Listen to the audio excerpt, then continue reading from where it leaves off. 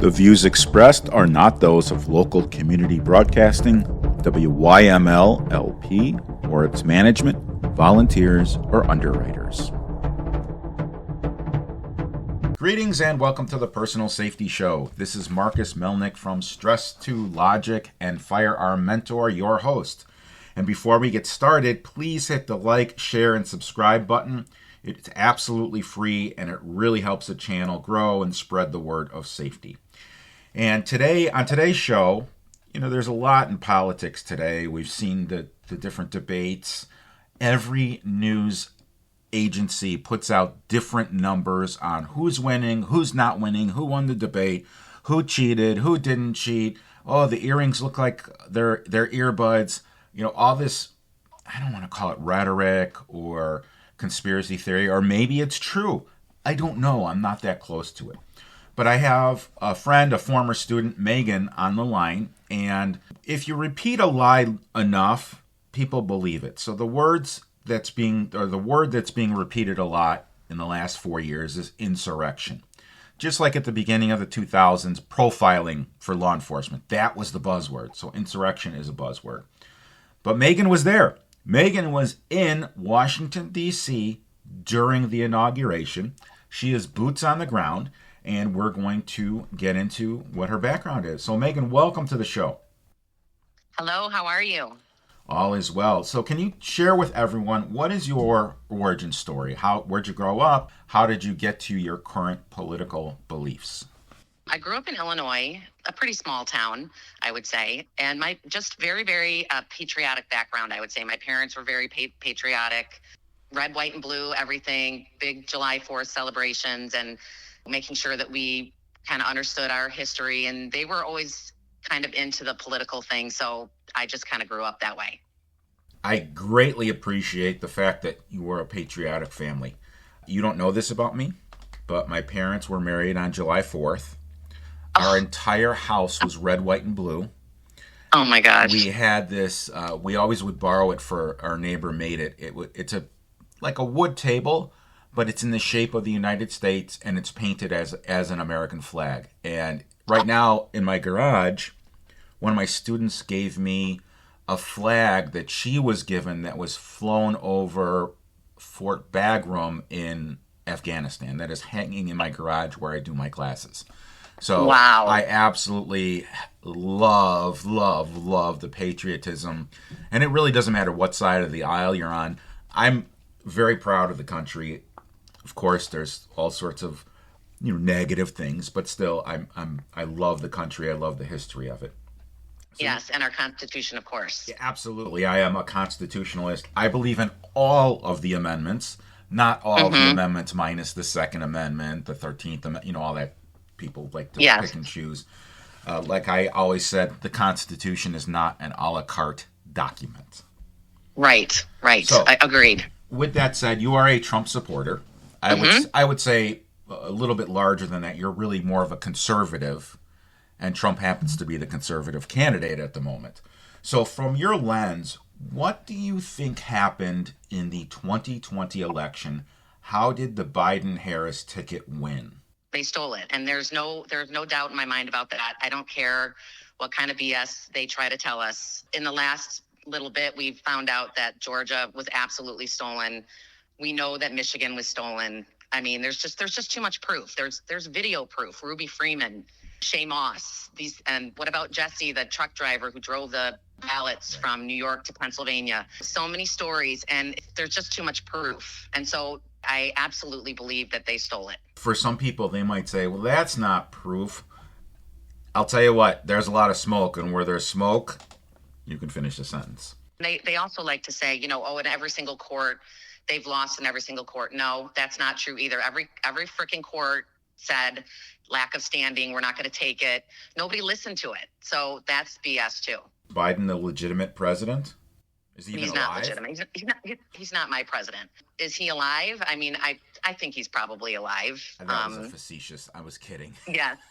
I know. I was going to say he has a heartbeat, but that, I don't think he has much inside. Well, and I agree. Go ahead. I feel bad for him. I think he's the puppet. I think that he has some cognitive issues that I really hope he gets help for as a human being.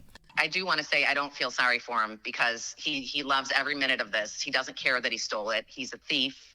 He's corrupt, and he's taken all those millions of dollars. We have the proof, and so I really don't feel sorry for him. I feel as a human and his cognitive issue, yes, that side of it. Right. But this is an evil man anyway.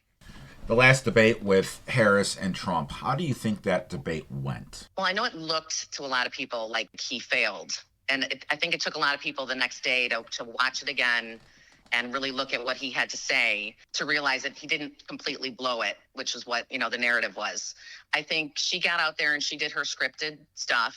She did not talk about policy. She didn't do anything of any substance at all. And she just tried to get under his skin. So he had to spend half of his time defending himself and the other half of his time trying to get his policy info out there. And it was frustrating for him. It was frustrating for us to watch. I'm screaming at the TV as she lies about Project 2025 and the very fine people on both sides stuff. All the lies she told, never fact checked. So I think, the next day people started to go, all right, it wasn't as bad as we thought it was. He actually did get some stuff out there. And it sounds like based on what the independents had to say, they didn't learn anything from her and they knew it and they weren't fooled.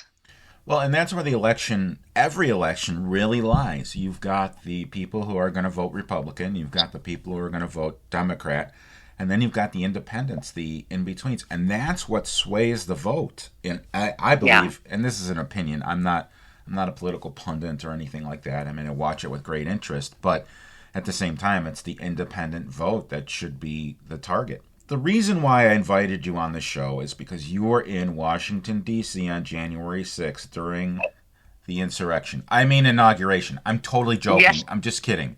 Please don't. That was not a serious comment. So I forgive you. Thank you.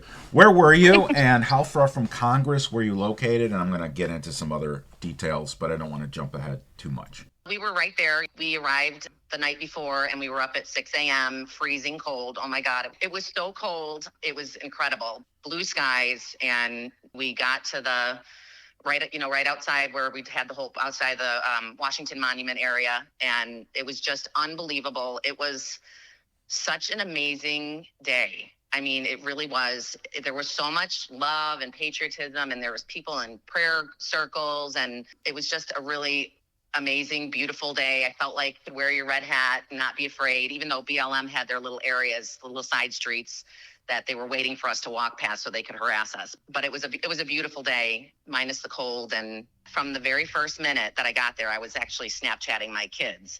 We did notice that there were large groups of people that did not look like us, meaning they were dressed all in black, or they had these backpacks with weapons basically hanging out of them, like these big sticks and things. And they all had the headsets on.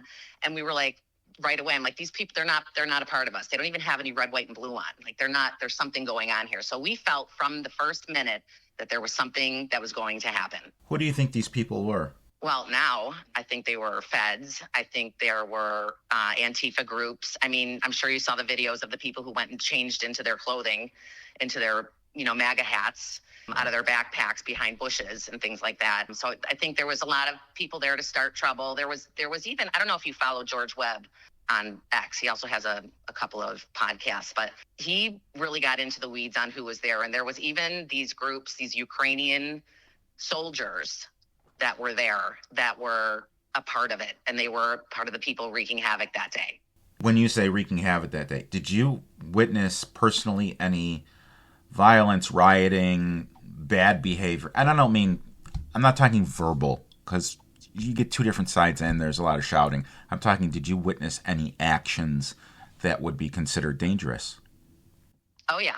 So we got right up close. We did not go inside, but we got right up close. I wish I could explain it to you, and nothing will ever do it justice. But on the ground where we were was all people like us. Everybody was peacefully and patriotically making their voices heard. And then on the scaffolding and on some crates that were stacked up so that these guys could be taller, there were these people that were screaming hateful things. And of course, all of us are like, shut up. We know you're not a part of us, because they were trying to incite us. They were trying to get people to go up, go in, and we weren't going to do it. The scaffolding, we were watching the people climb up, and they were the ones dressed in all black. I have video of it. And it was so crazy. The cops are throwing out the smoke bombs or whatever you want to call them. Right. And then we stood there for a lot of that. And then they started doing the tear gas, and you could see it was coming out like a different color. And, my husband has terrible asthma. So we ended up turning around and walking away at that point. But we were there for a while watching all of this craziness happen. Some news stories call it the insurrection. And I'm going to guess that you think it was not an insurrection. Would that be correct? Correct. All right, I don't want to put words in your mouth. If it wasn't an insurrection, how would you define the events of the day? I think it started out like a rally. It started out just a march, people feeling like their votes were stolen. And, it was a very positive event. And then I think it just escalated into something that, the people knew what they were doing. They got everybody riled up, especially the people who were right there immediately. I think they were, they marched directly there. My husband and I went back to the hotel room to warm up, and we had something to eat and actually had some wine. And then my daughter called me and she said, "Mom, somebody was just killed." And I was like, oh my God, like it's gotten out of control. So we jumped up and we walked back up to the Capitol. We met a father and a son along the way. The son was probably 25. The dad was probably 50. And the four of us walked together to the Capitol, and from afar, you can see the smoke and all the craziness going on. And now I forgot what the question was. If it's not an insurrection, what was it? So it went from being this great day to us walking up there and seeing it had completely evolved into chaos. And I think that a lot of really innocent people were convinced that it was okay to go in because, those barriers were moved. Everything was open. And minus some of I know we see some of the videos of them banging on the windows and all that stuff. But the bottom line is those people believed that they could walk into that building. And it's like there was two different sections of the chaos going on, one less chaotic than the other. So a lot of people didn't see that it had evolved into this total chaos. So it turned into a bad situation, but it didn't start that way. And some things went down the wrong path. Some people went down the wrong path, but they, like I said, the doors were opened. People believed they could go in. And, I feel really bad about the people who went inside. It's very interesting. I'm following the election pretty closely. I'm guessing your family's following the election very, very closely. What's going to happen if Harris is elected? What do you predict is going to happen in Washington, D.C. or in cities across the United States? I do think that there will be more marches, protests, whatever you want to call it. I do think that'll happen. I think we're all a lot smarter about not letting those antagonizers get to us. Man, I don't know, because I do know that there are a lot of people who are pissed off and feel like if we don't win this time, it's over. America is over as we know it. And I tend to agree with that. So I guess we're going to have to see as we get closer, how bad are they going to steal it? What's it going to look like? Is it going to be as obvious as last time? Because we're all ready for that. We're all ready for the same type of BS, but we're not going to take it this time. I think we're more prepared. So I know so many people who have signed up to go be poll watchers and to be in the room when they're counting, and the lawyers that are involved. And so I pray it's going to be different. But who knows what kind of madness they'll do to maybe even stop the election from happening, maybe start a war. I don't know. I wouldn't put anything past them, because this is the end for them if they don't win. This is the end of their deep state globalist BS. I always try to look for a silver lining, and maybe, and I'm just planting a seed for all the listeners, maybe the silver lining is that more people get involved in elections, that they're more transparent. It's been a rough 4 years for those on the conservative side of the aisle, but at the same time, maybe that's the wake-up call that they needed to get more involved. I don't know. So I asked you what's going to happen if Harris gets elected. What about if Trump gets elected? What do you think is going to happen then in cities across the country, in Washington, D.C.? They'll try to burn it down. They'll try to do what they did in the last time. But I think that Trump is smarter this time, and I have a feeling that he's already planned for this, and we're just going to be more prepared, and we're not going to take it like we did last time. I think that he'll send in whoever he needs to send in to stop it, and I do believe that he's going to immediately start with these deportations, getting out these people that are part of it. And they are. I mean, these people that they're bringing in mass numbers are a part of all of this. I think it's going to be chaos for a little bit, but I think he'll get it under control. And then he's going to have to make some sweeping, rapid changes. I just don't know how this works. And maybe you do, and maybe you don't. And if you don't, that's okay. How is Trump going to do that if there is an event on January 6th and he's sworn in minutes later? How is that going to work? Doesn't that require preparation, deployment of National Guard, whatever it happens to be? I'm just not sure how he can immediately respond to that. Are you aware of any way, or is there plans made involving the President pro tem? So the only thing that I'm pretty sure of is that there are so many people already in the military, in government, who know what to expect and who are ready to serve their country as they should. And so I think it's going to be rough because they've got their people too, but they're going to have to hash it out. They're going to have to figure it out. One thing that I do think might happen is I do think that moron, Mershon, will attempt to jail Trump if he wins. Interesting. Immediately. So, and I think that's going to be crazy, but I think that's what he's going to do. I want my listeners to know that this is my dream, teaching people about safety. If it weren't for you, if it weren't for my listeners, I couldn't live my dream. So on behalf of my family and myself, I want to thank each and every one of you for allowing me to live my dream. And I also want to continue to live my dream, and I'm excited to continue to spread the word of safety. Recently, I began a new service as a conference keynote speaker. So if anyone would like for me to speak at future events, or if anyone knows of an introduction or would like to discuss how we can work with one another, I'd love to do just that. The keynote speaking website is www.stress2logic.com. That is STRESS2logic.com. If you're aware of any conference speaking engagements where you'd like to have me speak, I'd love an introduction. You can always share my electronic business card, which is Marcus Melnick, MarcusMelnick.com. Now, back to the show. Megan's predicting some civil unrest. I'm predicting some civil unrest, and it doesn't matter who wins. I think there's going to be civil unrest. So what I would urge everyone to do is when they go to the grocery store every week between now and January, buy an extra couple cans of soup, buy an extra couple cans of beans, buy an extra gallon of water. So by the time, you go once a week, you got 10, 15, 20 gallons of water. And if there is a service interruption, you are okay for a little bit. If there's not a service interruption, guess what? Instead of using the water out of the sink, you use it from the bottles that you got. And I'm going to tell everyone, this is going to save everyone's butt. Buy toilet paper. Literally and figuratively.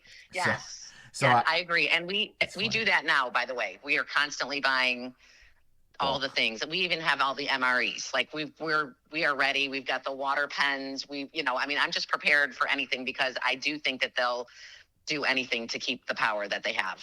So that's not a bad thing considering the weather patterns where you are. That's actually a very good thing, and it doubles. True. I do on a limited basis the same thing, and being in Illinois, what's the worst that's going to happen here? Probably a winter storm, roads impassable, ice storm, power out. That's going to be the most common thing that's going to happen. And either way, you still need some firewood if you have a fireplace. If you're in Illinois, I know if you're in a warmer climate, that's not the case. But I would start thinking about some emergency bug-in planning. There are some books out there on TikTok I'll be reading probably the next couple days, the Navy SEALs Bug-In Guide. There's a ton of stuff out there. And I would urge people to start doing some research on how to be self-sufficient. This is not to say, it's going to, the sky is falling, take my class. I'm not trying to do that. I'm trying to keep everyone safe. So, Megan, following the January 6th event, you went back home, you had some social media interaction, and then you had interaction with the FBI. Can you explain what happened, what precipitated that, and what was the outcome? Yeah, so I was at my parents' house with my son, and we were just sitting there chatting, and this call comes in my phone. It says FBI. It literally said FBI, and I was like, what the hell? So I answer the phone, and he says, hi, Megan, this is so-and-so from the FBI, and I wondered if you had a minute. And I said, about what? And he said, about January 6th. We have Snapchat videos of yours from the day, and so I'd like to talk to you about it. And instantly I was pissed because Snapchat's private. I'm like, okay, guys. But I said, how do I know that you're real? Whatever. So he gave me his name and number and all that stuff. And so I was able to call his office and confirm. And then he said, call me back. And I did. And he said, I appreciate you calling me back. A lot of people wouldn't have. And then he just started asking me questions. Did I see any violence? Well, first he said, we know you went into the Capitol. And I was like, I got really defensive immediately. And then I let him finish. And then I was like, so if you really watched my Snapchats, you saw that I didn't go into the Capitol, and that as soon as we saw the tear gas, we left because of my husband's asthma. And then he said, okay, yeah. And then he asked if we saw violence, if we saw any cops being assaulted, and we said no, or I said no. We wouldn't have never stood for that. We were back to Blue House, but we didn't see any cops being attacked or anything like that. So we just, we went on for a little bit, and they said, well, I'd really like you and your husband to come to the station, or come downtown, or I can come to your house, or we can meet at Starbucks. And I said, I really don't have anything else to offer you. And he said, okay, well, I appreciate your honesty, and thank you for returning my call, and have a great day. And that was the end of it. I never heard from him again. That's, except for the whole part about how they got your video, I can appreciate the conversation. He was investigating. He was asking you questions. Might have been a little offensive. And you can disagree with me because you went through it. I'm a third party. I was not emotionally involved. So it sounds like he was relatively respectful and maybe trying to bait you into saying, yeah, we went in the Capitol. I just didn't record it. Because a lot of times people want to spontaneously confess, I guess is the right word. I did think he was trying to bait me, but I also felt, and there's a couple other things he said too. Like he said, we know a lot of people in this area are very patriotic, and they wanted to go down there and support President Trump. So I did feel like he really didn't want to be making the call, if that makes sense. I had a feeling that he was a good guy. He was very friendly. He could have said, no, I'd really like to talk to you anyway. I'd really like to talk to your husband. And, he didn't. So I did feel like I felt like he was a good guy. Okay, good. Cool. There are good people in all professions and bad people in all professions. Amen. Megan, what final thoughts can you share regarding the political process, your beliefs, and how you see this year's election going? And maybe something I didn't ask you that you'd like to talk about. Well, I was going to tell you that, when I was growing up and I was conservative or whatever, I was such a huge George Bush fan. I went to college in Maine. I worked in Kennebunkport. I served the Secret Service, their food all the time.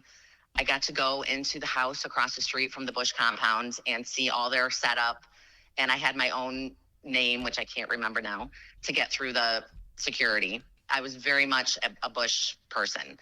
And now I can't stand them. And I think it's funny because as an adult, I consider myself very well-versed. I try to do all my research, and I try to research all sides, but I've come so far in terms of understanding that just because I'm a conservative, and I always felt kind of a loyalty to my party, I realize that, it's a uniparty, and it really doesn't matter. You really do have to look at the man, and I've grown a lot in that way, and I wish that more people on the left would do the same. It's not always a bad thing to say, I wasn't always right. I learned a lot. I learned a lesson. I grew. And that's how I feel about my own personal experience in politics. Are you referring to Bush 1 or Bush 2? Well, Bush 1 was my first. Reagan's my number one guy. But then I loved George H.W. Bush. Okay. And then I loved George W. Bush. But I started with George H., and that's who I would serve the Secret Service. I loved that family. I believed in them. And I've learned a lot. I'll say I've learned a lot. Very good. Well, Megan, thank you very much for sharing your thoughts with all of our listeners. I love interviewing people that were there, because otherwise we're getting fed misinformation on all sides all conservative media, liberal media, mainstream media. So it's very difficult to sort out what is the truth. So your eyewitness account is greatly appreciated. Well, I'm so happy that I could add something to what you've heard, and I'm always available if you have any other questions. Go Trump. I'd urge everyone to do their individual research and stop believing what we all hear on the news, which is edited and formulated for TV with what is the scoop. I don't do that. I have people that I come on, they're raw, you hear their exact comments, and I do edit these, but I edit out vocal fillers, I edit out awkward pauses, because sometimes that happens when you're talking to someone or interviewing someone. So it's polished, but the content is not revised. So that's why I bring these people on. Stay tuned, because we're going to be talking about real crime rates, not what you hear in the media. The views expressed are not those of local community broadcasting, WYML LP, or its management, volunteers, or underwriters.